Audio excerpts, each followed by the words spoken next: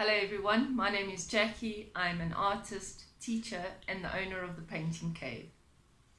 Drawing in proportion and to scale is one of the elements in art, and it's really hard to accomplish, especially when you're still learning to draw.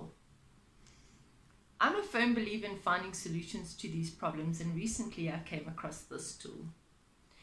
Do you know what this is? It's called a proportional divider.